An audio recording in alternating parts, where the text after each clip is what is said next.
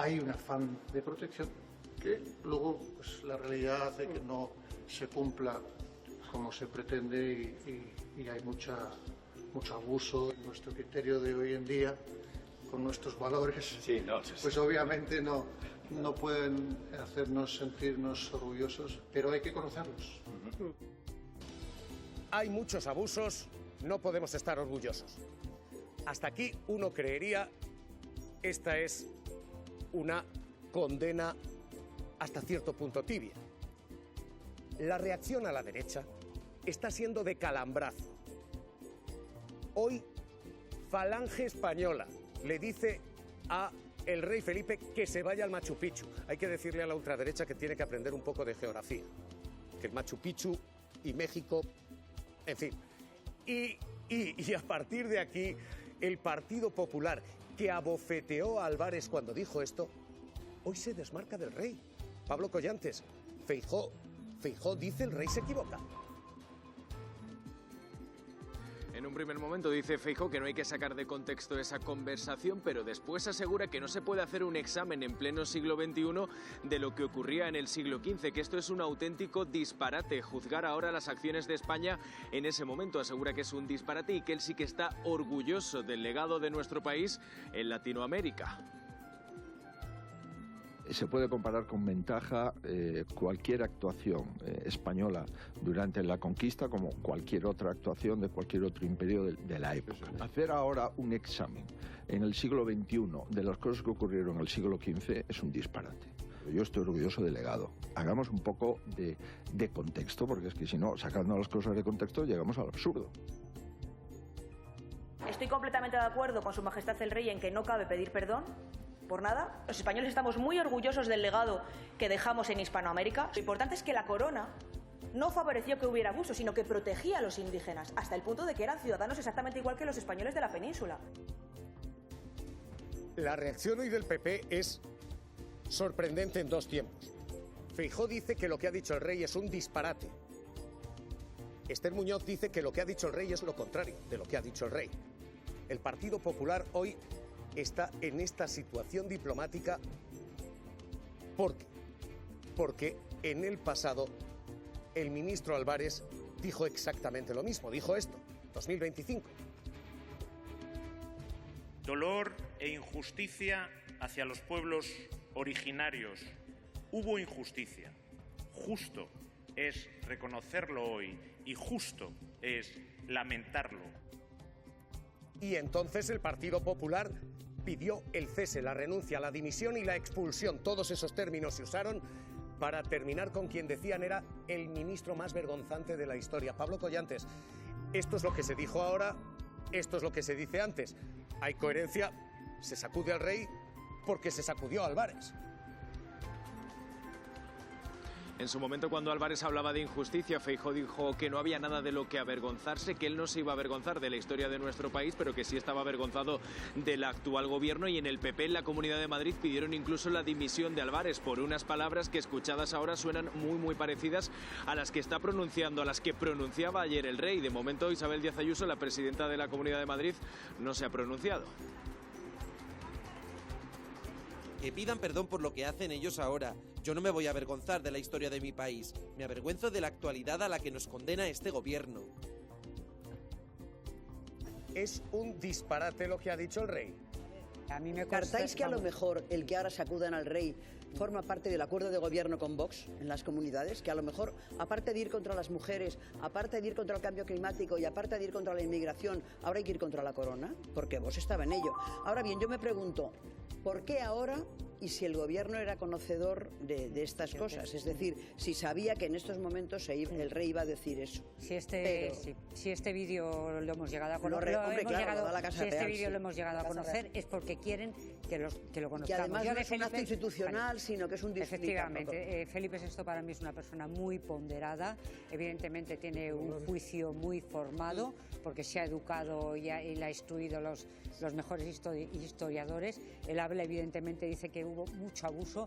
Yo creo que no hubo una política de abuso institucionalizada desde España, pero sí que hubo muchos actos de abuso de particulares, porque luego hay un mestizaje, luego hay un mestizaje muy importante, un mestizaje muy importante. No es mestizaje lo que es colonización y conquista. Los que llegaban allí no es verdad. Yo me quedo con el contexto histórico. Y me quedo con las palabras de Felipe VI. Muy bien, porque yo además de republicana defiendo la verdad. Y en televisión pública hay que defender la verdad. No hubo ningún proceso de mestizaje, de integración, ni mucho menos. Nos impusieron una lengua, hubo epistemicidio, destrozaron las culturas, expoliaron nuestras tierras y lo siguen haciendo ahora con un montón de empresas que van a generar ecocidios en el mar peruano, por ejemplo, como Repsol hace 4 años y que hasta ahora no paga. Es decir, todo lo que ocurrió en aquel momento se sustenta todavía en un sistema colonial que persiste hasta ahora.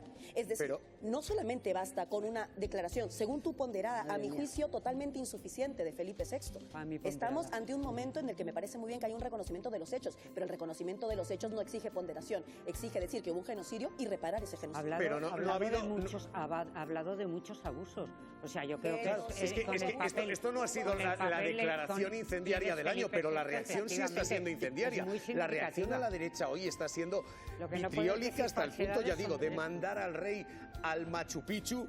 En fin, digo que la confusión mental de algunos es fabulosa. Y Pedro Gómez, Vox pidiendo al rey que se exilie. ¿Pero qué es esto? ¿Qué está pasando? Pues en la misma línea de lo que estabais hablando, en Vox aseguran estar estupefactos. Así lo ha dicho Germán Terç, que dice que no entiende la habitual adhesión a los que quieren hacer daño a España y que si ha habido alguien que haya cometido abusos sobre los españoles ha sido el gobierno de Sánchez.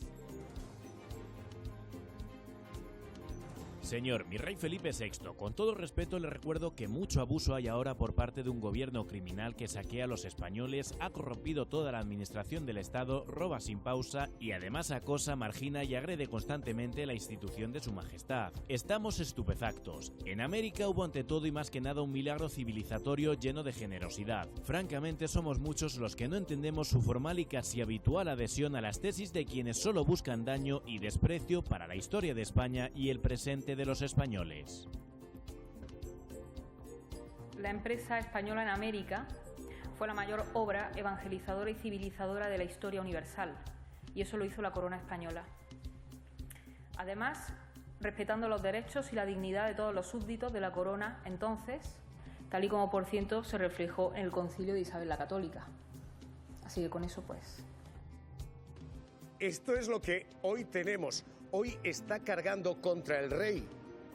Vox está cargando contra el rey.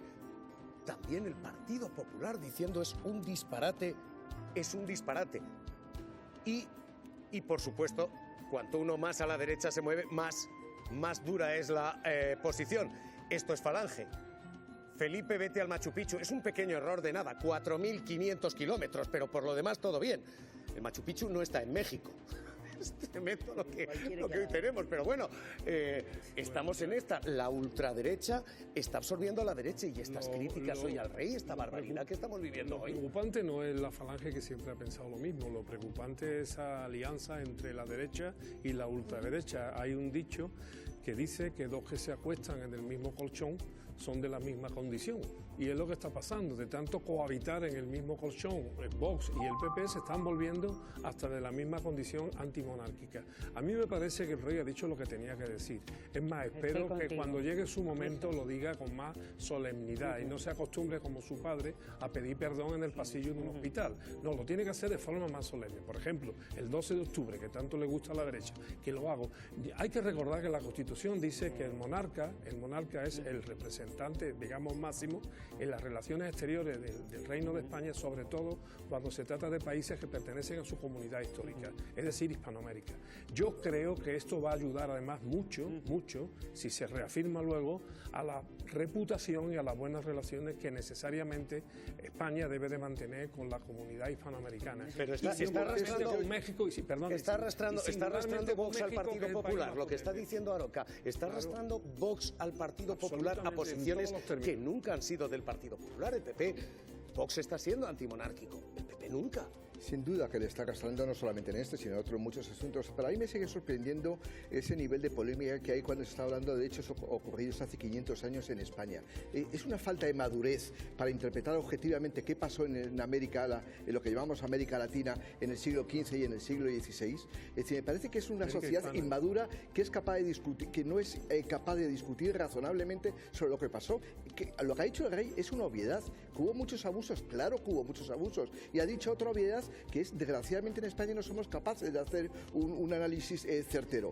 Ha dicho que hay que conocer la historia. Claro que hay que conocer la historia, pero interpretarla y no proyectarla al siglo XXI. Pedro, hay que decir, ¿qué pasó allí? Hablemos con los historiadores y saben Fray Bartolomé de las Casas. Que lean a Fray Bartolomé de las Casas y, por cierto, también les recomiendo el libro de Bernardo Díaz del Castillo sobre la conquista de México. Pedro Piqueras, ¿qué tal? ¿Cómo estás? Muy buenas tardes. Pues muy bien, asistiendo a este asunto y ver que la polarización llega a todo, ¿no? Pero, la verdad. Pero ¿y esto está Vox arrastrando, como se plantea aquí en mesa, al Partido Popular a posiciones que el PP nunca ha tenido? El PP ha sido un partido monárquico. Hoy se dice es absurdo, hoy se dice es un disparate. Yo creo que simplemente hay que puntualizar las cosas. Como sabes, yo escribí un libro sobre Colón, una especie de biografía de Colón hace ya 25 años, y tuve que manejar algunos de los documentos de los que se están mencionando ahí. Por ejemplo, Fray Bartolomé de las Casas, pero también una real disposición de la reina Isabel la Católica, que fue en 1500, en el que pedía que los súbditos fueran súbditos, los indios de América, que no fueran tratados y que no hubiera esclavitud, que se abolía la esclavitud de principio. O sea que, en ese sentido, yo creo que la conciencia de la corona española era muy clara, de protección de los indígenas. Ahora, esto quiere decir que todos los españoles que fueron allí, y en México en concreto con Hernán Cortés y las expediciones posteriores, vigilaron todo aquello y dieron la protección que exigía la reina. Pues hombre, es muy probable que no, sabemos que no, y ha habido muchas denuncias sobre ello. Pero de todas formas, mira, esto es una escandalera que alguien está interesado en montar, porque ya el rey Juan Carlos pidió perdón en el año 1900, por los abusos y malos tratos a los indígenas. Ya se dijo entonces. Lo que ha dicho el rey ahora es algo, yo diría, que de sentido común. Claro que hubo abusos. ¿Que la decisión de la corona era que no los hubiera? Por supuesto, pero la decisión de la corona y esa real provisión garantizaban que no hubiera malos tratos. Pues no, una vez allí en tierras americanas, pues todos sabemos que no. Incluso Colón fue acusado de haber maltratado a los indios para que le dijeran dónde estaba el oro y de haber maniatado a algunos, o sea que debe haberle cortado la mano, ¿no? O sea, quiero decir que estas cosas son una locura. Ahora, por lo que preguntas, pues hombre, llama la atención. Falange no me llama la atención, no por lo del Machu Picchu, sino porque Falange siempre ha sido un partido antimonárquico. Y eso que José Antonio al principio fue muy monárquico, porque su padre fue dictador con Alfonso XIII, ¿no? Y él al principio era monárquico, después, ¿no? Cambió radicalmente y se hizo más de las tesis de Mussolini en muchas cosas, ¿no? Sobre todo en el Estado social corporativo. Pero a él le gustaba, pues, un país donde no hubiera tantos partidos. Bueno, es otra cosa, ¿no? Y el rey no le gustaba nada porque consideraba que a su padre lo maltrataran. Bueno, pues se hizo republicano. Pero yo creo que estamos sacando las cosas de quicio siempre. Mira, pero Piqueras, no estamos siendo nosotros. Es que la reacción está siendo fina, pero fina. Escucha Feijóo. No lo digo. Escucha Feijóo y escucha todo lo que está pasando en el Congreso. Porque ha hablado Feijóo, hablando de absurdo, hablando de, en fin, esto. Y escucha todo lo que le acaban de contestar en el Congreso. Escucha. Se puede comparar con ventaja cualquier actuación española durante la conquista como cualquier otra actuación de cualquier otro imperio de la época. Hacer ahora un examen en el siglo XXI de las cosas que ocurrieron en el siglo XV es un disparate. Yo estoy orgulloso del legado. Hagamos un poco de contexto, porque es que si no, sacando las cosas de contexto, llegamos al absurdo. Absurdo, disparate y acaba de incendiarse el Congreso así. ¿Sabes? El rey Felipe VI ha reconocido que en la conquista de América hubo abusos. Se tuvieron que pasar 14 años de reinado para que por fin se pronunciara. El lenguaje del rey actual es suave porque no hay petición de perdón. Sea como fuere, si sirve para desenmascarar a los nuevos encomenderos que todavía hoy amparan estos crímenes, como Isabel Díaz Ayuso, como José María Aznar, como Santiago Abascal, bienvenido sea también. El reconocimiento de lo que España hizo por algunos países del mundo en determinadas épocas es algo que es positivo. Y además también nos ayuda a pues unir más lazos aún con comunidades, con países, con personas del otro lado del Atlántico, y por lo tanto pues nos parece más que bien. Estas declaraciones en este contexto, después de las reivindicaciones que lleva haciendo México desde hace muchísimo tiempo, son claramente insuficientes. No están a la altura de lo que nuestro país debería hacer en términos de recuperación de la memoria democrática, de la memoria colonial, para reconocer las vulneraciones de derechos. Creo que deberíamos hacer una reflexión como país que no se está produciendo y que está lejos de una mera mención en un discurso. Voy a volver con Piqueras enseguida, y esta es la cuestión. Hoy está el discurso de Vox arrastrando al PP, también en posiciones de la corona. Un partido popular demócrata cristiano que hasta ahora había sido un partido, en fin, alineado con el rey. Hoy esto es lo que tenemos. Antes, información de urgencia, ronda de noticias de última hora. Adela. Que nos lleva a hablar de la jornada de huelga general en Euskadi y Navarra, convocada por la mayoría sindical para defender un salario mínimo propio. Vitoria-Gasteiz, Juanjo Prados. Sectores como el transporte, la educación, la sanidad o incluso la administración son los que más están sufriendo las consecuencias de esta huelga en las primeras horas de la mañana, con fuertes dispositivos de servicios mínimos para garantizar el correcto funcionamiento de sus prestaciones. Lo que se pide en Euskadi es una subida del salario mínimo interprofesional que parta desde los 1.500 euros en 14 pagas, mientras que en el resto del Estado esta cantidad se sitúa en 1.221, tras esa última subida del 3,1%. Mientras, esto no va a ser una tarea sencilla. La patronal se niega a negociar esta subida salarial porque consideran que es materia exclusiva del Gobierno central, mientras que por parte del Parlamento vasco ya se tumbó una iniciativa legislativa popular en la que se consiguieron reunir más de 140.000 firmas con el mismo objetivo. Concentración de repulsa en Barbastro, Huesca, por el asesinato machista de su vecina, María Paloma, de 53 años. Uno de los 3 investigados por su muerte ya está en prisión. Elena Sánchez. En todo Aragón se están sucediendo los minutos de silencio, las concentraciones por la muerte de Paloma Bardají, en especial aquí en Barbastro, donde residía. Tenía 53 años, desapareció un 17 de enero y la encontraron en un barranco a 25 kilómetros de aquí, en Colungo, unos excursionistas, un día después. El caso ha tomado una deriva que no se esperaba porque la Guardia Civil ha realizado una investigación silenciosa durante 2 meses. Parecía suicidio, pero la autopsia indicaba todo lo contrario, que no había muerto por propia voluntad. Ayer por la tarde la juez decretaba el ingreso en prisión de su actual pareja. Julián, de 63 años, le acusa de asesinato y de desviar el dinero de sus cuentas, las cuentas de la víctima, hacia sus cuentas, también las de un tío en avanzada edad. La juez además ha dejado en libertad con cargos al marido de Paloma Bardají, porque también podría haber indicios de que habría participado en los hechos. Concentraciones de repulsa, mucha tristeza aquí en Barbastro y también sorpresa por cómo ha derivado el caso. Se han decretado 2 días de luto oficial. Y en Tarragona, segundo día de huelga educativa que deja varios cortes en carretera. Miquel Bové.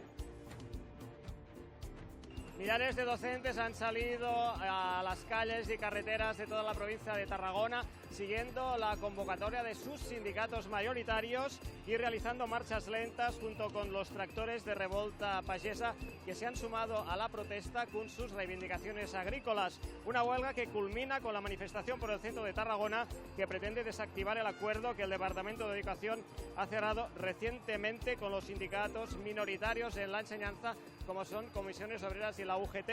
Los docentes se oponen al aumento automático del 30% del complemento salarial hasta el 2029 porque lo consideran insuficiente, al igual que las medidas para reducir las ratios escolares muy reivindicadas, ya que permitirían mejorar la calidad de la enseñanza. Esto es lo que tenemos. Vamos a seguir pendientes del frente bélico, del frente político y de negociaciones PP-Vox para cerrar los 3 gobiernos que ahora mismo están en el aire antes de mayo, se dice, preferiblemente abril. Hoy ultimátum de Feijóo.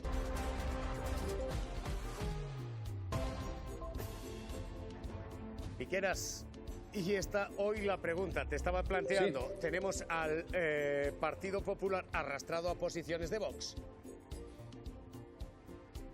Bueno, yo creo que el Partido Popular va a tener que hacer muchas cosas que Vox le exija para formar los gobiernos en Aragón, en Extremadura y en Castilla y León. De hecho, yo creo que ha habido ya cambios en ese sentido, por lo menos cambios de lenguaje, lo está viendo, ¿no? Es decir, el problema siempre es que quien necesita a alguien, ese alguien le pone después las condiciones. Y ahora mismo el Partido Popular, para no tener que convocar elecciones nuevas, por lo menos en Extremadura y en Aragón, pues necesita absolutamente del apoyo de Vox.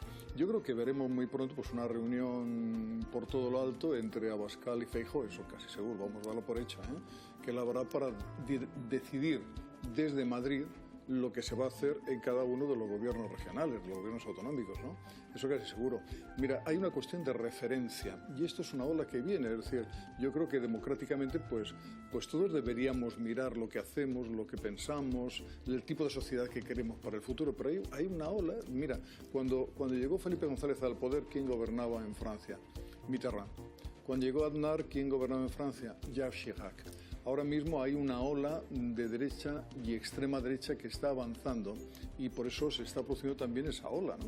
Eso va a ocurrir, pero el asunto es quién va a tener el poder para poner las normas, para poner las condiciones de cómo se hace cada uno de los gobiernos y qué consejerías se le dan a Vox. Pues al final Vox va a tener mucho que decir, porque además está muy envalentonado, ¿no?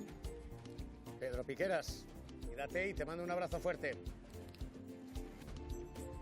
Un abrazo para vosotros. Hasta luego. Hasta ahora.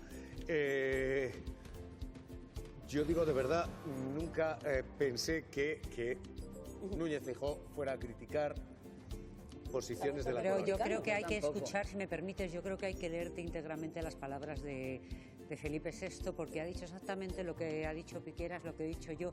Una cosa es, y él lo dice, es los antecedentes de sus palabras, es que los reyes católicos y con sus leyes, con las leyes de India, tuvieran un afán de proteger, eso es lo que se contemplaba, y luego la realidad que se vivió allí, que como ha dicho el rey, y suscribo absolutamente, hubo muchos abusos por los que no hay que sentirse orgulloso. Entonces hay que yo creo que debería hacerlo el Partido Popular, contextualizar y escuchar y leer todas las palabras. El rey hablaba también de controversias morales, controversias éticas. Es decir, yo creo que ha ido un paso más allá que simplemente quedar bien.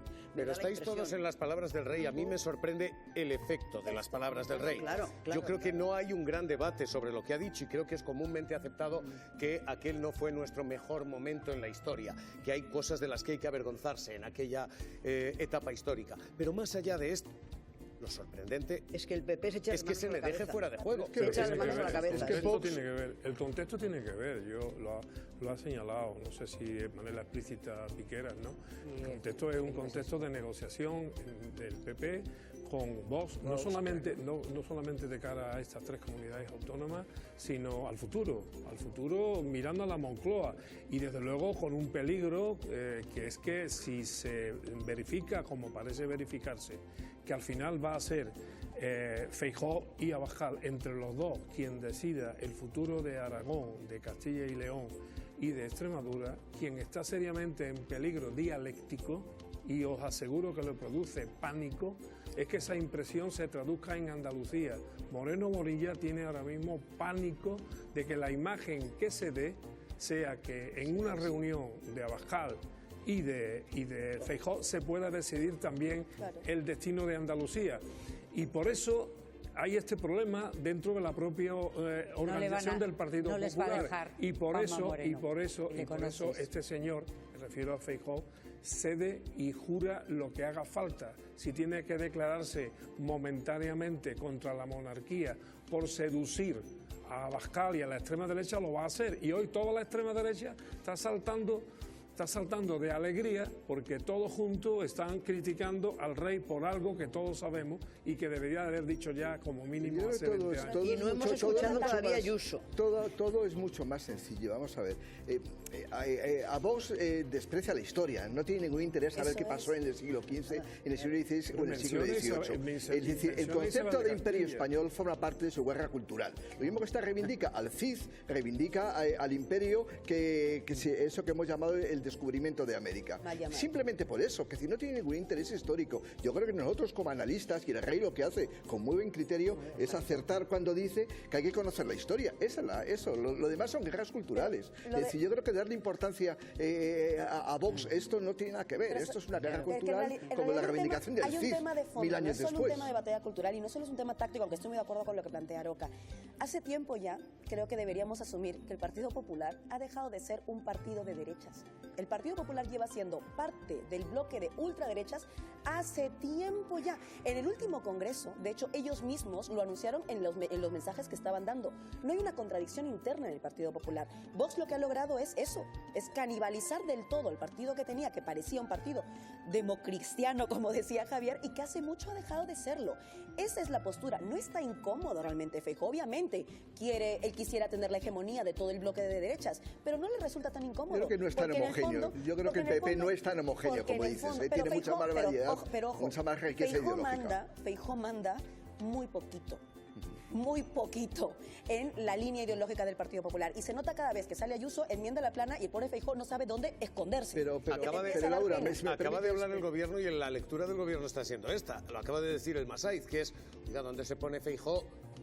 Que deja a la izquierda a Vox. Hoy está criticando Feijóo, dice el Masaiz, más al rey que el propio Vox. Se ha vuelto republicano el Partido Popular, de pronto parece. ¿Qué ha pasado hoy? Alegría para los republicanos. Imagínate, ya yo creo que la categoría de republicano o monárquico no está ahora mismo, creo yo, en el debate que nos plantea las palabras del señor Feijóo. Yo creo que se plantea el debate en términos de sistema-antisistema. Y donde se ha situado el Partido Popular, él es el antisistema, por tal de conceder algún caramelo, alguna seducción, un ramo de flores, un ramo de amapolas al partido Vox y concretamente a Abascal. La historia de ellos, como dice Carlos, claro que les preocupa. De hecho, están invocando a Isabel de Castilla o Isabel la Católica cada 2 por 3. Lo que pasa es que desconocen la historia, porque cuando dicen que en América no pasaba nada y citan esta decisión de la Reina Católica, se olvida de los encomenderos, de las encomiendas, se olvida del quinto real, que era el quinto que se llevaba a la monarquía cada vez que había allí un negociete. Todo esto lo ignora. Claro que se cometieron abusos y bueno, si hubiera estado tipificado en aquella época en el derecho internacional, cabría a algunos calificarlo como genocidio. Pero sí hubo mucho ataque contra las propias identidades. Por cierto, lamentablemente para los actuales habitantes de Hispanoamérica, con la colaboración del criollismo español, que fue el que condujo con alianza con determinados élites también precolombinas, los que condujeron a un sistema postcolonial que todavía, estoy de acuerdo, sigue actualmente en vigencia. Solamente un pequeño matiz, perdona, Carmencho, un medio segundo, un pequeño matiz con lo que es el Partido Popular. Es decir, yo estoy muy de acuerdo que ahora la dirección del Partido Popular, la calle Génova, está cada vez más volcada a Vox, pero yo creo que los partidos son ricos, tienen decenas de militantes, decenas de miles de militantes, tienen alcaldes que hacen un gran trabajo y hacen un trabajo progresista en muchos municipios, nadie los conoce, no cobran ningún sueldo, es decir, todos los partidos, el Partido Popular, el Partido Socialista, digo porque tenemos una tendencia a pensar que los partidos son las direcciones. Los partidos es mucho más rico y dentro del Partido Popular hay muchos alcaldes, muchos concejales, no, por supuesto que es muy importante, son la dirección. Pero digo, para saber lo que es un partido hay que valorar la riqueza que tienen dentro. Por eso decía yo antes, y no con demasiada ironía, a lo mejor solo con un poco, que si a lo mejor esto de ahora criticar a la Casa Real y darle leña a su majestad formaba parte de los acuerdos a los que tiene que llegar con Vox, como todo lo demás, ¿no? Decía, como la ecología, como los derechos de las mujeres, como los inmigrantes, pues todo esto. O sea, ahora, leña al mono, si es preciso, pues a lo mejor lo meten en el paquete. Y si esa es la estrategia es peligrosa, porque cada vez que el Partido Popular se coloca en una de estas posiciones, Vox se coloca 3 casillas más allá. A Felipe VI, Vox es quien lo bautiza como Felpudo VI, por firmar la ley de amnistía. Y la posición de la ultraderecha contra el rey había sido tradicional hasta aquí. La de hoy del Partido Popular es nueva. Esto está ocurriendo efectivamente en plena negociación para no uno, ya 3 gobiernos y hoy lo que tenemos es no es un ultimátum, un penultimátum. Esto es lo que tenemos hoy. Lo que tenemos es a un Feijóo que dice tenemos que llegar a un acuerdo ya, pero ya. Pero no dice esto es una orden, es un consejo. Esto es Feijóo, hoy contestado por Pepa Millán. Lo que sí le pedimos a Vox es que se aclare. Le pedimos que decida y que no podemos irnos al mes de mayo sin una solución. Y en mi opinión, no deberíamos de entrar en el mes de abril sin un acuerdo en Extremadura y en Aragón. Bueno, nosotros es que no negociamos en las entrevistas y no entendemos por qué el Partido Popular se empeña en negociar en entrevistas. Nosotros queremos una negociación seria, discreta, más allá de hablar de fechas y de sillones, que parece que es lo que le urge al Partido Popular. Lo que es antidemocrático es pasarse toda la campaña insultando de la forma más zafia a un partido como Vox, a un partido con el que estás llamado a entenderte, y luego pedir los votos a cambio de nada. Esto no funciona así. ¿Cómo están las aguas? Pedro Gómez. Perdón, Pablo Collantes, discúlpame, Pablo Collantes. Decía, ¿cómo están las aguas? Que ahora mismo lo que hay es esta declaración cruzada de quien en principio lo que está negociando es un gobierno conjunto. Si en Génova querían dar la sensación de un nuevo ciclo en esa negociación tras el resultado electoral en Castilla y León, lo que tenemos de nuevo es enfrentamiento. Feijóo acaba de decir que es antidemocrático no dejar gobernar a la fuerza más votada. Habla de comportamientos adolescentes en Vox y Pepa Millán, lo acabáis de escuchar, dice que no se puede estar atacando a un partido en campaña para después tratar de formar un gobierno rápidamente, que la negociación tendrá que ser discreta en el despacho y no en ruedas de prensa, y pasando también por el programa político que imponen los de Abascal, principalmente, lo ha repetido en varias ocasiones, en materia de medidas en contra de la inmigración, y también piden sillones, un hueco en el gobierno, un recado a las posturas que veíamos aquí ayer. Con todo, Javier, Guardiola podría ser la primera en desbloquear su gobierno. Ayer nos contaba aquí que eso estaba prácticamente hecho, no descarta incluir a Vox, y Mañueco, que ayer decía que quería gobernar en solitario, hoy ya dice que eso de la coalición se podría hablar, pero con todo lo que tenemos hoy aquí son dos partidos, Javier, con un tono bastante bronco. Nosotros hemos puesto nuestras cartas boca arriba. Hoy nadie conoce ninguna objeción de fondo a esas líneas por parte de Vox. Ninguna. Nadie ha señalado que hay en ellas algo incompatible con sus posiciones. Nadie ha dado razones para bloquear. Solo se han puesto excusas y creo que ya está bien. Yo tengo que decir al señor Feijóo que no se preocupe, que sí, que vamos a gobernar, en las 3 regiones. Vamos a gobernar en las 3 regiones. ¿Cómo queda esto? El bloqueo, yo creo, Javier, estoy convencida, no es bueno para los ciudadanos. Lo que los ciudadanos necesitan es gente que les gobierne, que se ocupe de sus problemas reales. Perdóname, que es que soy inocente por naturaleza. Pero ¿alguien se cree que hay bloqueo? ¿Alguien piensa de verdad que con posiciones de gobierno y posibilidad de repartirse hasta el último sillón no se van a entender? Se van a entender, pero hasta ahora ha habido bloqueo hasta el punto de que han tumbado la primera investidura en Extremadura de la señora Guardiola. Evidentemente que hay bloqueo, que hay tensiones, y sí, se va a acabar llevando, pero se va a acabar llegando también a un acuerdo, porque Vox, que estaba montado en una ola, que estaba doblando resultados, se ha frenado en las elecciones de Castilla y León y está pagando además el precio de ese bloqueo, y eso va a tener una lectura de que vamos a ver en cascada acuerdos en las próximas fechas. Yo creo que lo que hay es más bien un poco de show. O sea, yo lo que veo es como una intención de que parezca todo el tiempo que están negociando hasta el último punto y la última coma del acuerdo. O sea, yo lo que creo es que hay mucho de show porque obviamente tienen que gobernar. O sea, es como, ¿es eso o repetición electoral? Tienen que gobernar. Es una cosa obvia. Y creo que hay un interés por ambas fuerzas de cogobernar. Guste más o guste menos, el Partido Popular ha aceptado, bueno, porque no le queda otra y las cifras hacen lo que hacen, ha aceptado, por supuesto, ha aceptado que la democracia ha hecho que el bipartidismo tal cual ya no funciona para gobernar solo, tienes que llegar a acuerdos. Y en lugar de encontrar acuerdos con otras fuerzas, pues han dicho, mira, Vox no nos molesta tanto, total, Vox nació ¿de dónde? Del Partido Popular, no nos engañemos. Bueno, entonces, en realidad, lo que están haciendo es escenificar un montón de show, pensando también, uno, que vienen otras elecciones y el show les viene bien, y en segundo lugar, que a Vox tampoco es que le interesa, no, al PP no, a Vox está pagando un precio. A Vox no le interesa ahora mismo tampoco entrar en los gobiernos ya tan rápido, A Vox no le interesa para seguir manteniendo este perfil de antisistema, que por cierto, yo sí siento que es falso.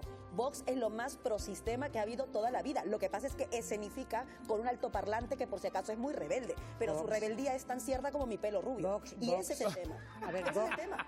Él debe estar. Esto es puro show, que me parece muy bien, por supuesto. Hay que hablar de eso. Van a llegar a un acuerdo el gobierno... No quería entrar en los gobiernos porque entrar en los gobiernos no quería y entrar en los gobiernos te desgasta. Pero si tú no entras en los gobiernos, los ciudadanos también piensan, ¿para qué voy a votar a ese señor si no tenemos gobierno? Y se va al voto útil del Partido Popular. El gobierno y el Partido Socialista están diciendo... va a tragar con cada cucharada. El Partido Popular, esto es lo que hoy lee el PSOE, va a tragar con la cucharadita de renunciar a la lucha contra el cambio climático, la cucharadita de renunciar a la memoria histórica, la cucharadita de el aborto, retrocesos en el aborto, cucharadita de violencia de género, cucharadita de lucha contra los inmigrantes. Lo que hoy dice el Partido Socialista es: va a haber empacho de ultraderecha en el PP y en la ciudadanía, porque esto se paga en políticas. Y ahora lo que vamos a ver, pues es una tristeza para todos los ciudadanos. Que no nos engañemos, cada pacto con Vox tienen un precio, cada pacto con Vox es un derecho que pierde la ciudadanía. No, yo creo que en esto hay una cierta confusión. Una cosa es gobernar y otra, como dice señora Basquet, otra cosa es formar gobierno. Yo creo que es muy probable que se forme gobierno. Vox va a ayudar, digamos, a que haya gobierno en Extremadura, en Castilla y León y en Aragón. Y eso hay pocas dudas de ello. Otra cosa que pueda gobernar. Hay que ver un poco el escenario electoral que se nos plantea. Es decir, en junio va a haber elecciones en Andalucía, dentro de un año, poco más, en mayo va a haber elecciones autonómicas y luego muy probablemente haya en verano o después del verano elecciones generales. ¿Alguien se cree que van a colaborar mutuamente los dos para sacar adelante los presupuestos autonómicos, por ejemplo? Pues no lo van a gobernar. Va a haber una pelea permanente entre Vox y PP porque hay un escenario electoral mucho más importante, que son las elecciones generales.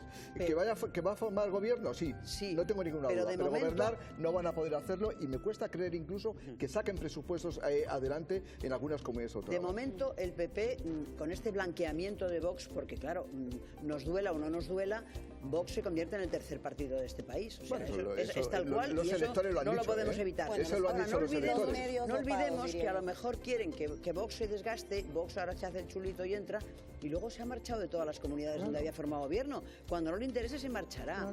Lo que pasa es que ya la imagen de impoluto en temas gubernamentales, por así decirlo, en temas de ejercicio del poder, ya no la va a poder tener, pero en cualquier caso, cuando le convenga se irá.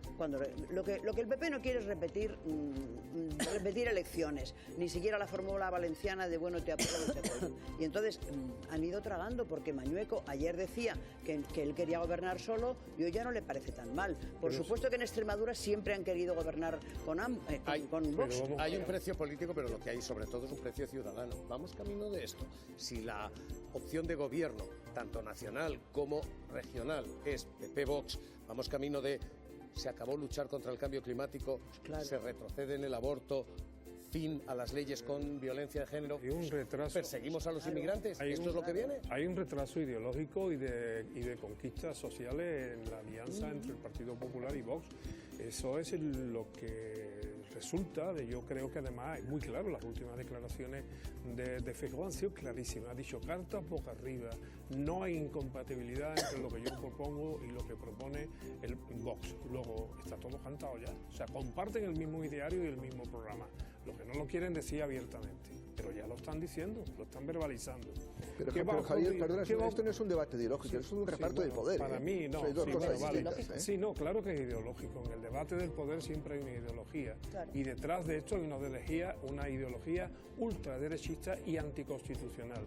Y desde luego no le interesa la España que representa la Constitución desde el tiempo que se aprobó con sus defectos. Al partido Vox no le interesa y ya lo ha negado en repetidísimas ocasiones, incluida la negación del Estado de las Autonomías. Luego, por tanto, ¿por qué se monta el PP en ese caballo que se sabe desbocado y que lo va a llevar a su propia perdición? Pues porque su principal objetivo es llegar a la Moncloa. Claro, porque no y si tienen que seducir, y si tienen que seducir a la extrema derecha, la seducen y le entregan lo que haga falta, incluso la cabeza de Felipe, de Felipe me refiero, no Felipe González, sino de Felipe el Rey. Le entregan la cabeza si hace falta. Además, os voy a decir una cosa, ya desde una perspectiva republicana, a ver si al final, si ganan, tenemos el beneficio que el próximo tesano que nombre el gobierno hace un referéndum sobre monarquía y república. Que por lo menos eso sería divertido, ¿no? En cualquier pero caso... no lo creo, porque esto tiene mucho de farfolla, de dar la impresión de que hay mucha pelea, pero al final los intereses son conjuntos. Aquí lo que hay es una pelea dentro de la derecha.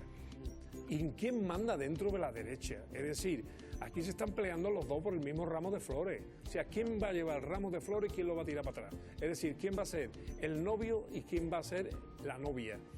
Y esa es la pelea que hay en este caso, ¿no? Lo demás es todo chuminá. Y además, vuelvo a insistir en otra idea. Lo que pretende también la extrema derecha es no quedarse en 3 regiones, como ha musitado el señor Abascal. Lo que pretende es de ahí seguir hacia adelante. ¿O es que a alguien se le escapa que lo que pacte con Feijóo en estas 3 regiones, como dice el señor Abascal, no va a ser extensivo a Andalucía? Claro que va a ser extensivo a Andalucía. Si en Andalucía, como dicen las encuestas propias hasta del gobierno, el señor Bonilla no tiene garantizada la mayoría absoluta, el futuro de Andalucía, ¿cuál es? Pues el futuro de Andalucía lo va a decidir Feijóo y Abascal, y van a decidir que Bonilla se coma con papa a la extrema derecha. En su momento, Andalucía va a ser evidentemente toda la madre de todas las batallas antes de las elecciones generales. Hay que tener en cuenta también el perfil que tiene, por ejemplo, la candidata que todavía está en el gobierno, María Jesús Montero, y ministra de Hacienda, que ahora mismo se está poniendo muy firme con Esquerra Republicana de Cataluña, y vamos a ver lo que pasa, por ejemplo, este viernes, que se tienen que votar en el Parlamento de Cataluña los presupuestos generales de ella.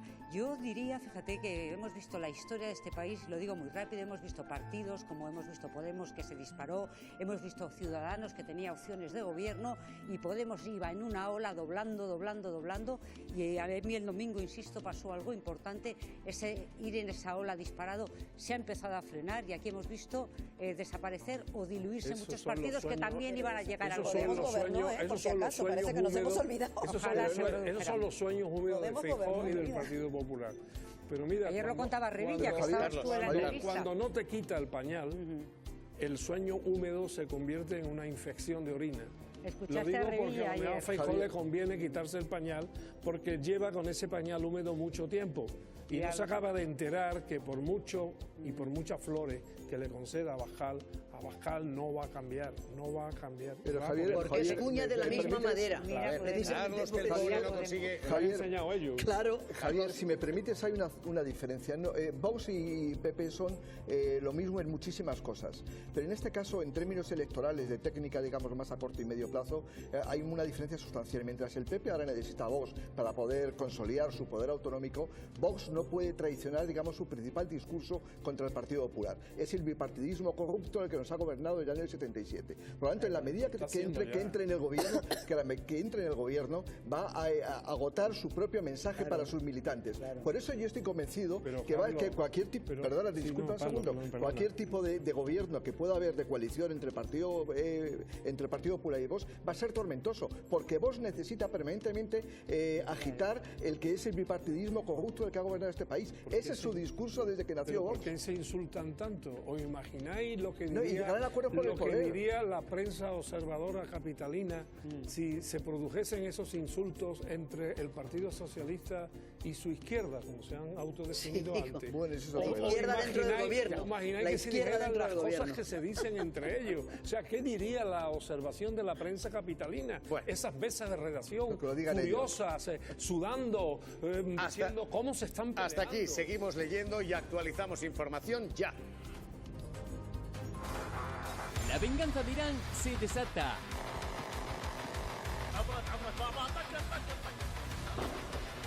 A message to the President of the United States. Ataca la embajada norteamericana en Irak. Bombardea la sede de una misión de la Unión Europea en Bagdad. Disparan de nuevo contra un buque en Hormuz y se burlan de Trump. Better to name this war as epic fear instead of epic cure. Pero el presidente de los Estados Unidos devuelve la hostilidad dialéctica. They're taking a pounding. All of their leaders are dead. Mientras en Tel Aviv celebran cada misil interceptado. Y En el Líbano avanzan las tropas israelíes. Una guerra que rechaza a Europa. This is not Europe's war. Hoy, en Mañaneros 360... Maybe they're crazy. They're not nervous and they're crazy. Una guerra de locos.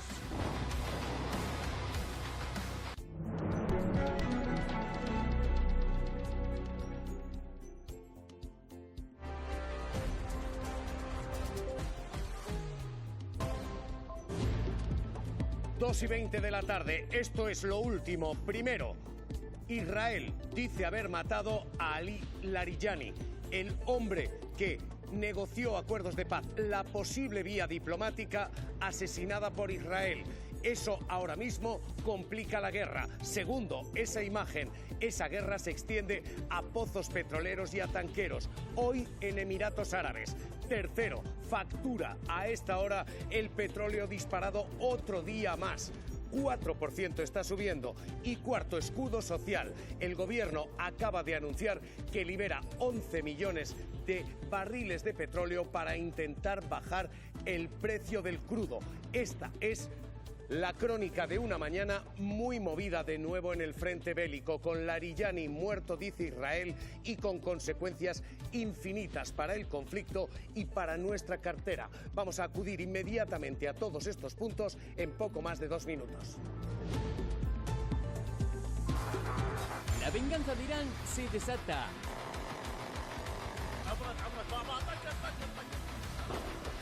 A message to the President of the United States. Ataca la embajada norteamericana en Irak. Bombardea la sede de una misión de la Unión Europea en Bagdad. Disparan de nuevo contra un buque en Hormuz y se burlan de Trump.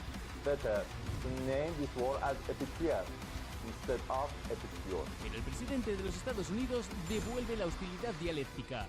They're taking a pounding. All of their leaders are dead. Mientras en Tel Aviv celebran cada misil interceptado.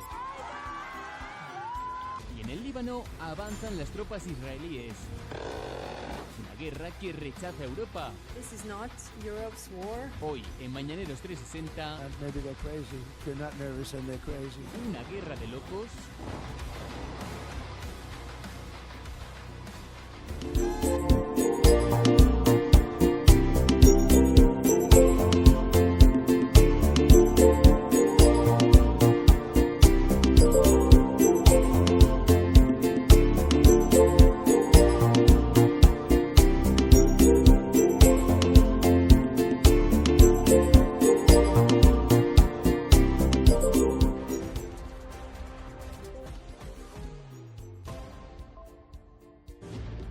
Esta es la imagen del día. Netanyahu ordenando asesinar a Larijani, el hombre de la Guardia Revolucionaria iraní y el hombre que negoció la vía diplomática con Solana en Viena. Hoy Larijani muere, asesinado por Israel. Esto es lo que esta mañana ha ocurrido y esto lo que implica. El hombre que negoció aquella salida cae y, por tanto, las posibilidades de una salida diplomática se estrechan. Lo que esta mañana se ha hecho es apostar por más guerra, más tiempo y comunicarlo al mundo así. Carla Cuña. Benjamin Netanyahu confirma la muerte de Ali Larijani, la mano derecha de Ali Khamenei, y el jefe de seguridad iraní. Lo confirma el propio Netanyahu, pero desde Irán no confirman esta muerte. Lo que sabemos es que él sigue activo en sus redes sociales. Larijani ha publicado hoy un mensaje lamentando la muerte de otros soldados, pero el primer ministro israelí dice que lo ha matado en un ataque esta mañana, que está decidido a derrocar el régimen de los ayatolás para liberar al pueblo iraní, que está convencido de la victoria de Estados Unidos y de Israel, porque se van a convertir en una gran potencia. שמזכיר המועצה לביטחון לאומי לאריג'ני וראש הבסיג' וגוף הדיכוי המרכזי של איראן שממונה על הטבח במפגינים חוסלו הלילה והצטרפו לראש תוכנית ההשמדה חמינאי וכל מסוכלי ציר הרשע במעמקי הגיהנום. esta estrategia tiene importantísimos riesgos. Primero, el de que haya un sustituto más radical, el de que esta situación enquiste todavía más la guerra. Y segundo, que encone la respuesta, y esa es exactamente la situación a esta hora. Esta, la imagen de los ataques contra la embajada americana.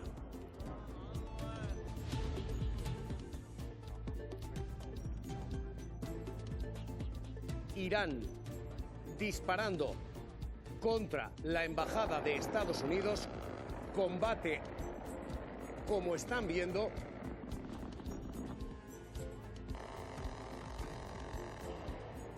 y un mensaje del gobierno iraní al propio Donald Trump. Message to the President of the United States.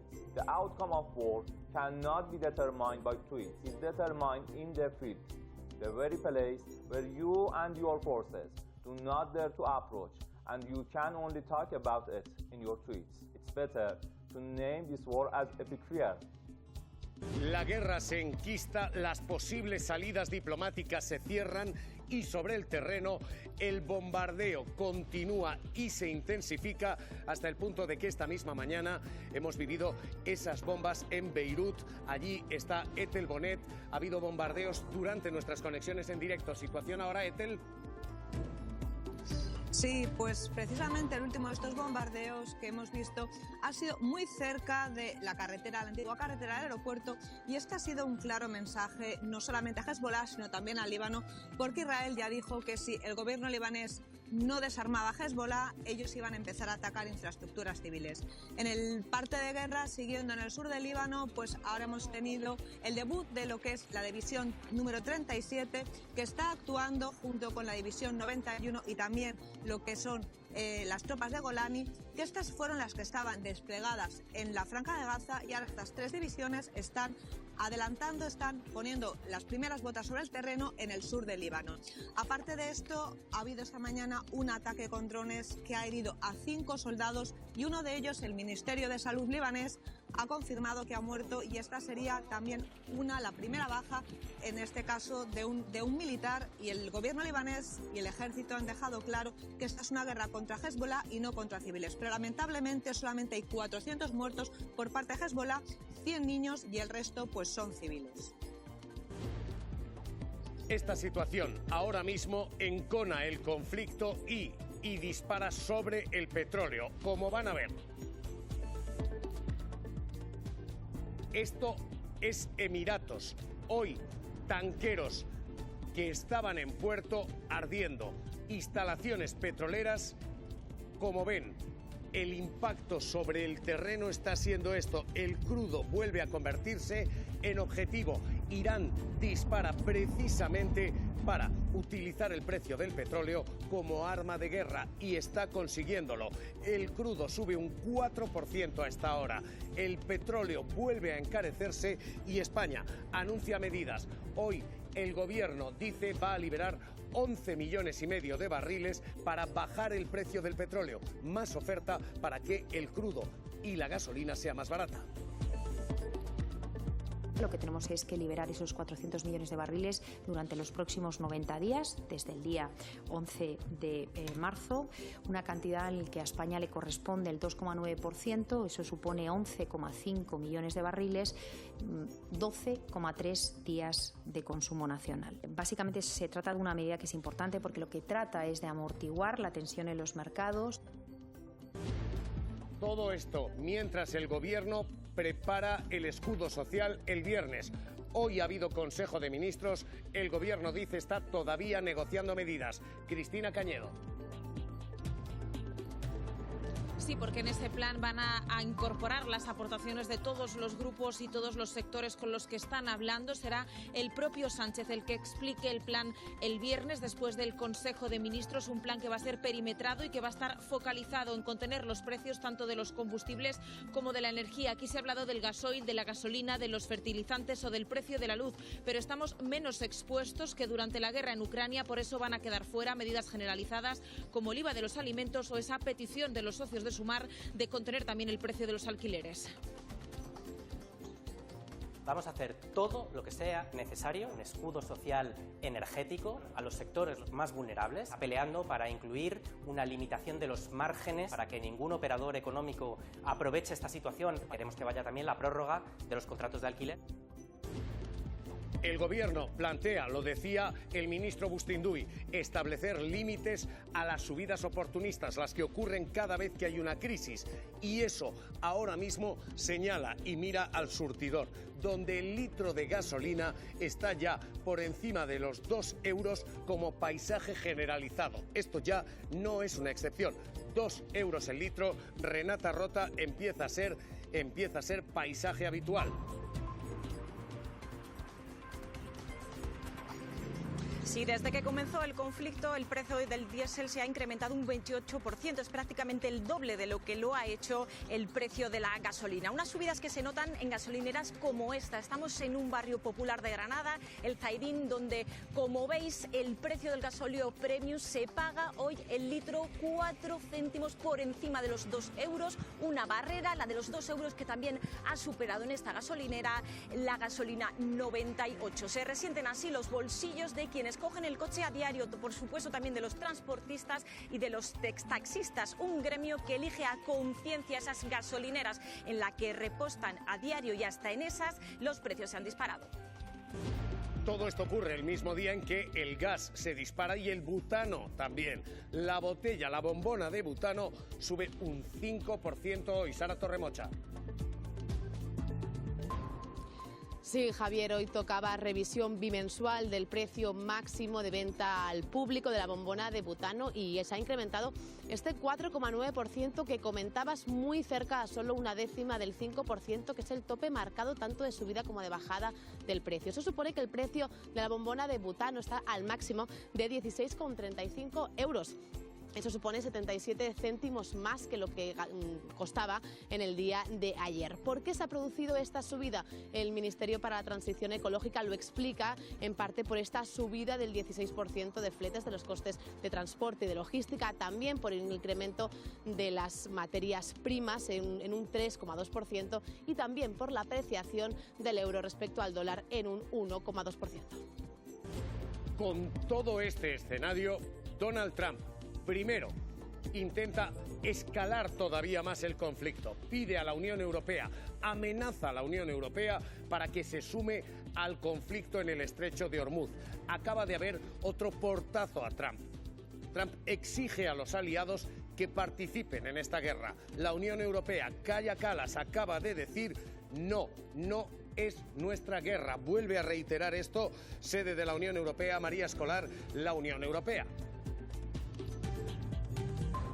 Sí, las amenazas de Donald Trump no están calando en el discurso de una Unión Europea que es unánime y rotunda. Insisten en que desde aquí se aboga por la solución pacífica, por buscar vías diplomáticas, pero se vuelve a descartar esa intervención militar. Le contesta la alta representante de Exteriores de la Unión Europea, Kaja Kallas, a Donald Trump que claro que somos aliados, pero que nadie ha consultado a Europa sobre una guerra de la que desconocen los motivos y los objetivos. Of course, we are allies with America, but we don't really understand their moves. Like I said, also we haven't been consulted and we don't really understand what are the objectives of these wars. Y segundo frente, Cuba, porque en pleno apagón, sin petróleo, como consecuencia precisamente del embargo con la isla a oscuras, Donald Trump anuncia esto, que va a tener el gran honor de invadir Cuba.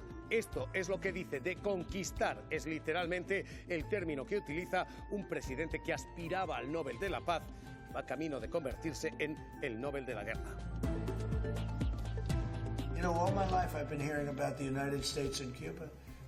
When will the United States do it? I do believe I'll be having the honor of taking Cuba. That'd be good. That's a big honor. Taking Cuba. Taking Cuba in some form, yeah. Taking Cuba. I mean, whether I free it, take it, I think I could do anything I want with it. You want to know the truth? ¿Nobel de la Paz o Nobel de la Guerra para Trump? We're going to have a deal for peace. Se presenta al mundo como pacifista, Be bragging, but nobody else settled wars. como el gran merecedor de la mayor distinción. Think of anybody in history that should get the Nobel Prize more than me. Lo decía ante las cámaras mientras sopesaba un ataque directo contra Irán, que hace tan solo unas semanas se hizo realidad para el presidente. Drone and missile capability is being utterly demolished. Presume del poder de su ejército We don't need anybody. We're the strongest nation in the world. y de gustarle derribar barcos. Lovely job, isn't that nice? Blow up ships. Dice sin pudor divertirse con cada ataque. Why did we sink them? He said it's more fun to sink them. Y es que el mismo Trump, que prometió en campaña que no habría guerras en su mandato, I'm not going to start a war. I'm going to stop wars. ahora es quien inicia las operaciones militares. We got to finish the job, right? Primero en Venezuela. Trump arranca el año entrando en Caracas por la fuerza y capturando a su presidente Nicolás Maduro, But it was amazing. To think of it, nobody was killed. dejando claro que todo lo hace por petróleo. Have the big oil companies going. Are they going to fix Ahora amenaza con tomar Cuba tras asfixiarla sin suministro de crudo. having the honor of taking Cuba? Se bate en duelo con la Unión Europea por Groenlandia. We're going to have Greenland. Quiere sus recursos naturales y su posición geoestratégica. Ahora tiene al mundo en vilo por el bloqueo de petróleo en Hormuz y pide a los demás países que intervengan en la zona. Whether we get support or not, but I can say this when I said it to them. We will remember. Es la auténtica cara del pacifista Donald Trump, In the first hour it was over. merecedor del Nobel de la Paz o del Nobel de la Guerra. Y lo último, y la última hora es esta, el mensaje de Israel al mundo, con lo que significa lo que ha ocurrido. Acaba de hablar Netanyahu, dice, hemos matado a Larijani, escuchen. הבוקר חיסלנו את עלי לריג'ני. עלי לריג'ני זה הבוס של משמרות המהפכה, שזה חבורת הגנגסטרים שמנהלת בפועל את איראן. Lo que se dice es, hemos matado al jefe de la Guardia Revolucionaria, que lo era, a la dura, que lo era, pero también al negociador. Lo que se ha matado aquí es la posibilidad de una salida diplomática. Esto es una continuidad de la guerra larga. ¿Qué hemos visto después del asesinato de Ali Khamenei? Hemos visto un endurecimiento de Irán. Esta persona es probablemente la segunda más importante de Irán, si no la tercera, pero vamos, esto indica que vamos hacia un escenario más duro, además de que están sentando precedentes de que se puede asesinar a líderes políticos sin ningún problema, porque cuando hablaban de Hezbollah o de Hamas decían, no, es que son grupos milicianos de distinto carácter, se puede apuntar contra ellos bajo el prisma del antiterrorismo, ¿no? Todo esto que decía desde Israel. Bueno, pues luego cuando salgan este tipo de medidas, ¿no?, por parte de los rivales contra Israel, tampoco deberíamos sorprendernos, porque se está normalizando que se pueda asesinar, secuestrar. Vamos, ya el propio Trump, cuando dijo que el Ministerio de Defensa iba a pasar a ser el Ministerio de la Guerra, nos estaba indicando algo. Manuel Gazapo, doctor en Relaciones Internacionales, ¿qué tal? Muy buenas tardes. Buenas tardes, Javier, un placer estar con vosotros. Se acaba de asesinar la posibilidad de una salida diplomática, además de Larijani, muere la posibilidad de una negociación. Si tú quitas de la mesa, del tablero de juego, las diferentes figuras, los diferentes actores capaces de establecer un diálogo, por complicado que sea, evidentemente la solución de un posible alto al fuego, de un posible negociación en el ámbito nuclear, del enriquecimiento de uranio o cualquier vía, pues se va a hacer más complicada. Posiblemente este sujeto, como bien decía Alejandro, del ala más dura y la figura, la segunda, tercera, cuarta figura más poderosa del régimen, puede ser interesante en un punto de vista cortoplacista quitártelo. Pero lo que no eres consciente, y lo están demostrando tanto Bibi como Trump, es que quitando este tipo de figuras no significa que las siguientes que vengan vayan a ser en absoluto más dialogantes o más moderadas. Lo que se vio en Venezuela con Delcy Rodríguez, Vladimir Padrino, etcétera, etcétera, no es exportable ni aplicable a otras coordenadas del mundo, y mucho menos en Oriente Medio. Pero bueno, esta debe ser que es la teoría estratégica concretamente de la Casa Blanca. Gazapo, no te retires. Esto es el primer escenario de guerra hoy. El segundo es una imagen, y es la imagen del petróleo ardiendo. Y una demostración de fuerza por parte de Irán, porque la Casa Blanca está sugiriendo que controla ahora mismo y que va a recibir refuerzos para controlar toda esta zona, la del estrecho de Hormuz. Pero hoy hay una novedad importante. han empezado a circular algunos barcos que han repostado en territorio iraní y que circulan con permiso iraní. Ha ocurrido con barcos de bandera pakistaní, de bandera tailandesa y de bandera turca, quienes repostan en esa isla, la isla de Harg, donde Irán refina petróleo, han pasado por estas dos islas junto a la costa iraní y han comenzado a circular algunos tanqueros. Lo han hecho barcos de bandera pakistaní, barcos de bandera tailandesa, barcos de bandera turca y 3 barcos han conseguido pasar ya. Ahora mismo Irán está lanzando un mensaje al mundo. El tráfico en el estrecho de Hormuz lo controla Irán. Estados Unidos intenta arrastrar a todos los países y todos ellos están diciendo no va a haber refuerzo en el estrecho de Hormuz. No, porque todo esto puede convertirse en un avispero desde el que se dispare a las tropas que se desplieguen allí. Gobierno tras gobierno, todos dicen no. We will not be drawn into the wider war. Und die Risiken dieses Krieges sind groß. Und deswegen wird es hier keine militärische Lösung geben, sondern es wird nur eine politische Lösung. No hay que hacer nada que añada todavía más tensión, más escalada, que cesen los lanzamientos de misiles sobre todos los países de Oriente Medio y que volvamos a la mesa de negociación. Gazapo, ¿concebible que nos arrastre esto a esta zona o está el avispero que no vamos a entrar allí? Creo que por fin ha habido una serie de reacciones, no sé si en cadena, pero sí coordinadas y con una cierta claridad por parte de las principales autoridades de la Unión Europea diciendo que no queremos ser arrastrados.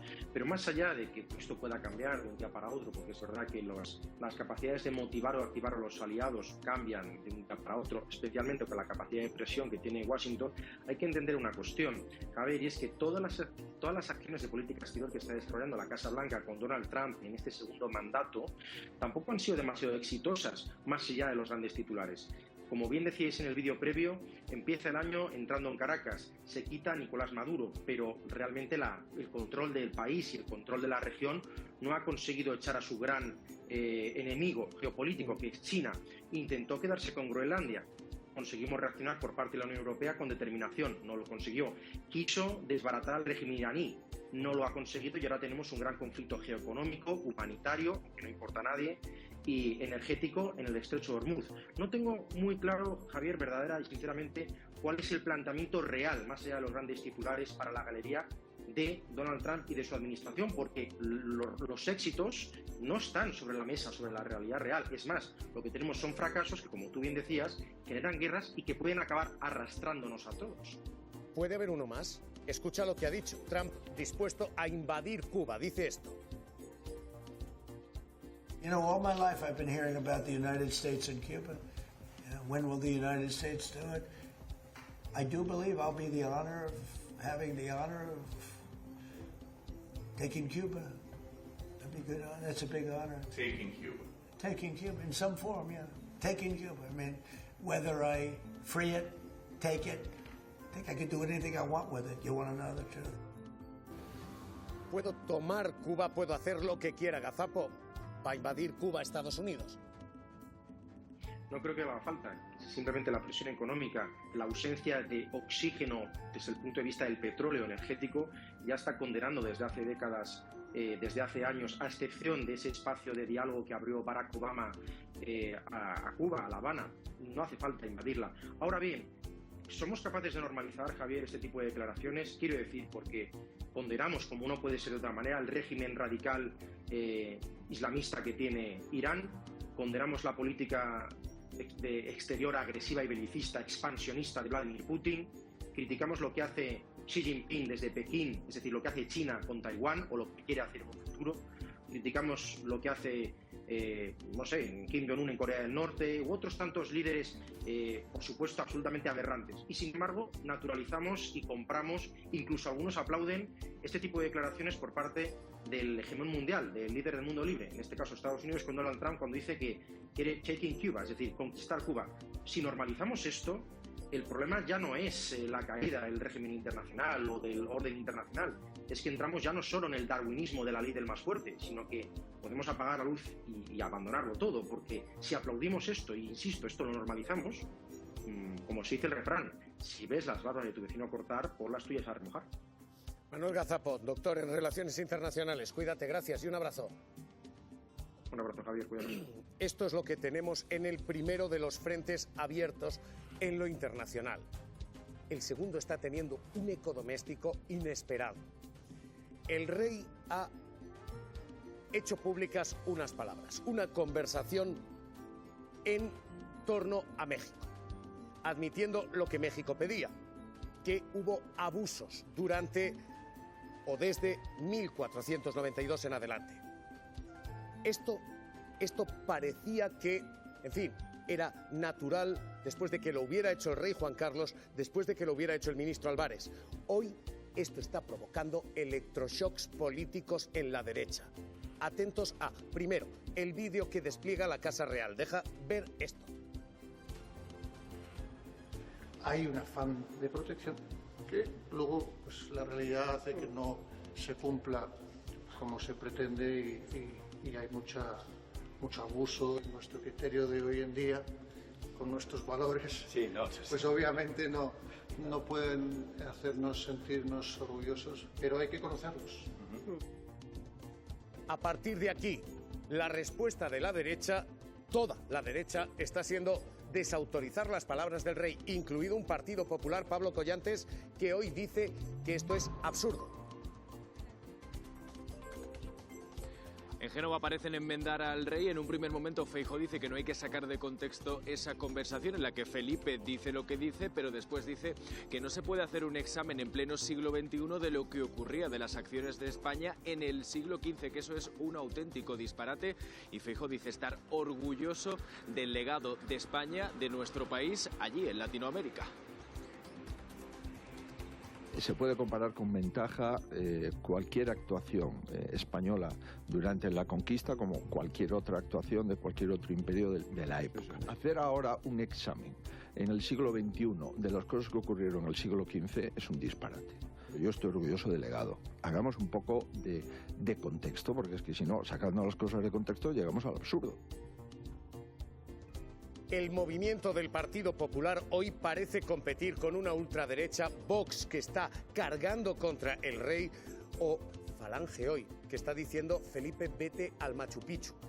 Lo de Falange y la geografía, Felipe VI habla de México, el error de Falange es de 4.500 kilómetros hablando del Machu Picchu, pero bueno, hoy, en fin, lo mandan a 8 horas de vuelo. Y a partir de aquí, reacción del gobierno, porque el Ejecutivo está diciendo la carrera hacia la derecha es de tal calibre que el Partido Popular está compitiendo con Vox o con Falange. El gobierno suscribe 100% las palabras de Felipe VI. Yo creo que con esas declaraciones lo que ha hecho Feijóo es dejar hoy a Abascal a su izquierda, en esa deriva ultra que está teniendo el señor Feijóo, abrazando posiciones ultras, negacionistas, indudablemente pasando por encima incluso de las instituciones. Toni Eira, ¿qué tal? Muy buenas tardes. ¿Qué tal? ¿Cómo estás, Javier? ¿Esto qué es? ¿Esto es una carrera de la derecha hacia la derecha?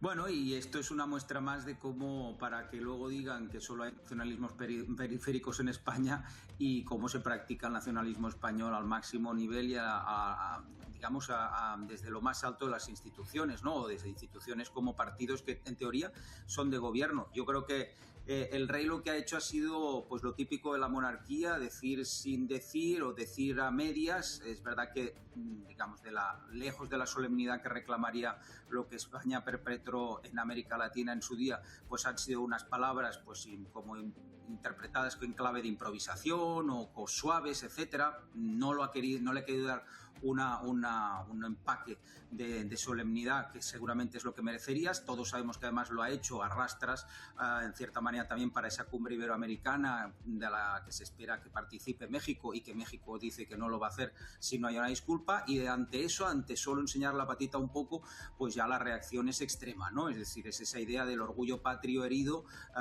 por simplemente reconocer algo que, oye Javier, en otros puntos del mundo se ha hecho, por muy lejos que quede las salvajadas del pasado. Incluso algún papa te ha pedido también disculpas por lo que hizo la Iglesia hace unos cuantos siglos atrás, y a nadie se le hunde el Estado, a nadie se le hunde el país por hacerlo, aunque parece que al ultranacionalismo sí. Pero el problema aquí no son las palabras del rey, es la reacción a la derecha de las palabras del rey. Porque, claro, escucha, Hermann Tertsch, la carrera ha empezado a ver quién es más antimonárquico, y el Partido Popular parece verse envuelto en esta carrera. Ha hablado Falange, ha hablado Hermann Tertsch, valga la redundancia.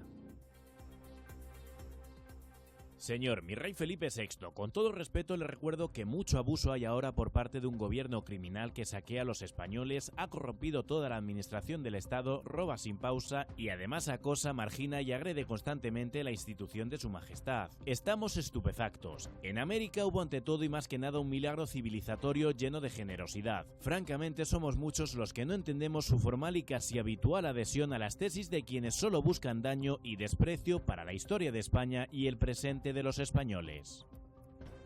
Y ya digo, el cartel de Falange mandando al rey, estamos hablando de México, bueno, a Perú, 4.500 kilómetros, 8 horas de vuelo, en fin, un error de nada.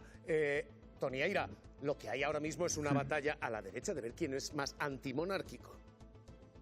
Sí, te citaba yo antes al Papa de Roma. Aquí es la demostración esa de querer ser más papista que el Papa, es decir, en teoría más por el nacionalismo español, por la unidad de España, que el rey no hay nadie, pero aquí hay una competición clarísima. Recuerda cómo le llamaba Vox al PP no hace mucho tiempo, la derechita cobarde. Pues bueno, ¿por qué? Porque ellos se quieren definir como la derecha nítida, la irreductible, y ante eso el riesgo que está corriendo ahora mismo Vox es tildar o ubicar en ese espacio de derechita cobarde al mismo rey de España. Todo se le queda corto a la extrema derecha o al discurso más extremo siempre, y ahí tiene un problema al PP, ¿no? Porque es decir, el hombre de Estado que nos dijeron que llegaba para liderar al PP, que es Feijóo, si tiene que competir también aquí y oponerse a unas declaraciones tan light o tan moderadas o tan razonables, poniéndonos en mínimos como los que ha hecho el rey respecto a lo que fue la intervención de España en Latinoamérica con la conquista, pues vamos, tiene un problema Feijóo para proyectar una idea de centro,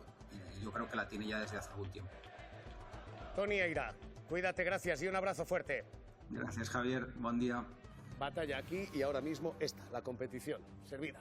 Bueno, una competición por asimilación o por adhesión, es decir, el PP se pliega a las teorías y a las políticas de la extrema derecha, pero en cualquier caso uno y otro juntos representan la España más rancia y más cateta. La España más rancia, que se enorgullece de un orden completamente colonial. Lo interesante va a ser ver hasta dónde está el PP dispuesto a llegar con tal de rascar los gobiernos que haga falta. Bueno, Vox en los últimos años ha reivindicado al CID, ha reivindicado la Reconquista, ha reivindicado el descubrimiento, el llamado descubrimiento, y por lo tanto sigue en esa línea de puro nacionalismo español de otra época, se parece más a Franco que el siglo XXI. Pues yo creo que yo creo que todavía nos quedan algunas sorpresas, porque si Feijóo es capaz de llegar a este extremo ahora, pues yo no sé dónde le llevará Vox. Feijóo vino a Madrid diciendo que quería ser un hombre de Estado. Yo creo que hay cosas que no son compatibles con de Estado.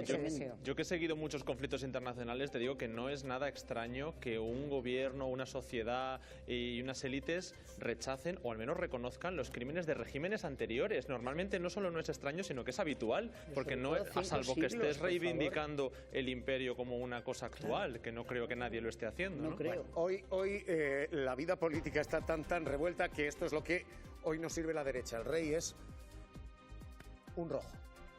En fin, sorprendente cómo acaba cada día. Hoy el rey demasiado a la izquierda, aparentemente. En fin, con todo esto terminamos. Adela, hay días de no dar crédito, hoy es de esos. 4.500 kilómetros. Zarandajas. Pues nada, que nos vamos, pero a las 10:35 tenéis aquí una cita en Mañaneros 360. Os dejamos con el telediario. Adiós, que tengáis buena tarde. Adiós.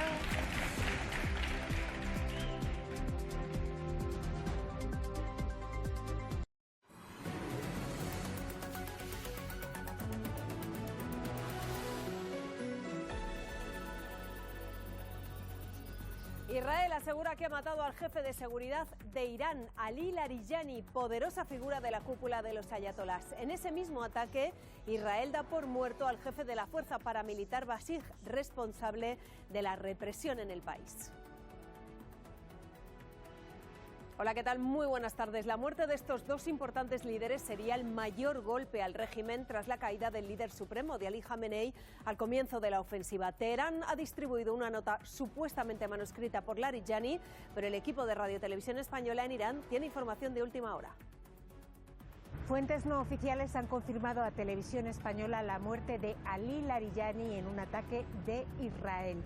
La muerte del máximo responsable de la seguridad de este país sería el golpe más duro para el régimen después de la muerte el primer día de guerra de Ali Khamenei. Este es el momento en el que varios drones y misiles caían sobre la embajada de Estados Unidos en Irak. Irán sigue intensificando el conflicto en la región contra intereses de Washington y sus aliados. The honor of taking Cuba. Y Donald Trump mira también a Cuba. Sería un gran honor tomar la isla. Ha dicho, está confirmado que los dos gobiernos mantienen contactos, pero no se sabe qué están negociando. En pleno bloqueo energético, la isla ha sufrido un apagón total en las últimas horas. El gobierno suscribe las palabras del rey sobre la conquista de América. Moncloa estaba al tanto de que Felipe VI iba a reconocer que se habían cometido abusos. Feijóo dice que es un disparate revisar ahora lo que ocurrió. Y justo un mes después de su dimisión, el exjefe de la Policía Nacional declara ante el juez por la denuncia de agresión sexual a una subordinada. Tanto él como la agente estaban citados esta mañana en el juzgado de violencia contra la mujer. La Fiscalía no ha pedido orden de alejamiento. Dos jóvenes fallecidos, una decena de hospitalizados y miles de antibióticos para intentar contener un brote de meningitis al sureste de Inglaterra. La culpable, la cepa B, una variante de la enfermedad menos habitual contra la que la mayoría de la población no está vacunada. Y este viernes se estrena lo nuevo de Almodóvar, Amarga Navidad, y el director nos ha contado que ya está pensando en su siguiente historia. Es como cuando terminas con una pareja y el mejor modo es sustituirla cuanto antes. Pues yo termino con una historia y mi mejor modo de recuperarme es emplearme ya en otra. La jubilación no entra en sus planes y menos aún después de mostrar su lado más íntimo en esta historia. Una película que habla de un director en crisis y en la que reflexiona sobre la escritura y el duelo.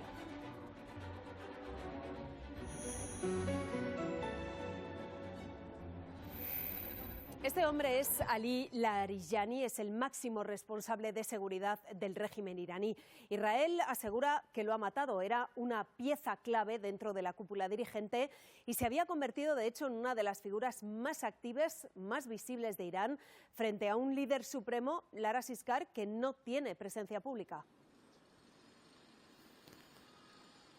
De hecho, Israel considera que Larijani era de facto el líder del régimen de Irán. Y ahora el ministro de Defensa de Israel, Israel Katz, y el primer ministro Benjamín Netanyahu dicen que han ordenado al ejército que no deje de cazar, ese es el término, a los líderes de Irán. Aseguran que no van a parar hasta que terminen con la amenaza existencial que es para ellos el actual régimen. La muerte de Larijani y la de Soleimani, el jefe de los Basij, encargados de la represión interna, es uno de los mayores golpes que ha dado Israel desde el inicio de la guerra, en estos momentos casi tan exitosa para ellos como la muerte de Ali Khamenei el 2 de febrero.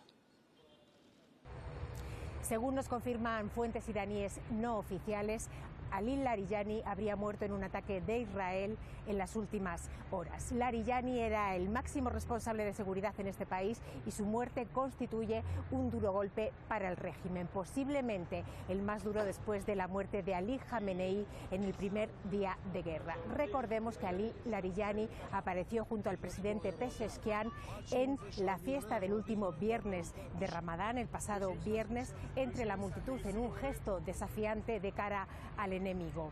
Los medios iraníes oficiales aún no confirman su muerte. Lo que sí hemos podido detectar es que desde que la noticia ha llegado desde Israel, la seguridad en Teherán y la tensión que se respira es aún más fuerte. Larijani y el comandante de las Basij han sido eliminados y se han unido a Jamenei en las profundidades del infierno. Con estas palabras ha anunciado el ministro de Defensa israelí los asesinatos de Golan Reza Soleimani, jefe de las milicias Basij, y de Ali Larijani, una de las figuras más influyentes del régimen desde hace décadas. Era la mano derecha de Jamenei y, de hecho, el líder supremo lo designó como uno de los responsables de gestionar el país en caso de que muriese. Durante su última aparición el pasado viernes se mostró desafiante. Cuanta más presión tengamos, más fuertes nos volveremos, dijo. Larijani. Francisco Javier Herrero Arribas. Javi Momboro Polvorín. Carrión de los Condes. Web tienda online. Momboro Moda Capricho. momboromodacapricho.com. Artículos personalizados Momboro Polvorín. momboromodacapricho.com. Inicio Momboro Modas tienda novedades. Visita mi web. También catálogo en WhatsApp. +34 664 828 044. Atención personalizada a cada cliente. Sin sistemas ni robots. Teléfono y WhatsApp +34 688 776 781. Contacta conmigo sin ningún compromiso. Estaré encantado de atenderte. Muchas gracias. Francisco Javier Herrero Arribas. Javi Momboro Polvorín. Carrión de los Condes. Online store. Momboro Moda Capricho. momboromodacapricho.com. Personalized items Momboro Polvorín. momboromodacapricho.com. Home Momboro Modas shop new arrivals. Visit my website. Catalog also available on WhatsApp. +34 6648 28044. Personalized attention for each customer. No automated systems or robots. Phone and WhatsApp +34 688776781. Contact me with no obligation. I'd be happy to assist you. Thank you very much. Servicios. Diseño gráfico y multimedia. Creación y mantenimiento de páginas web. Diseño de moda exclusiva a capricho. Clases de informática presencial y online. Logotipos, folletos, carteles, vídeos, publicidad. Retoque y reparación de fotografías. Edición y montajes de vídeos personalizados, eventos, cumpleaños. Carteles y vídeos, asociaciones, redes sociales.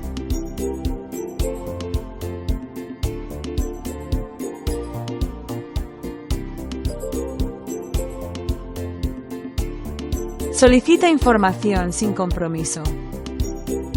Muchas gracias.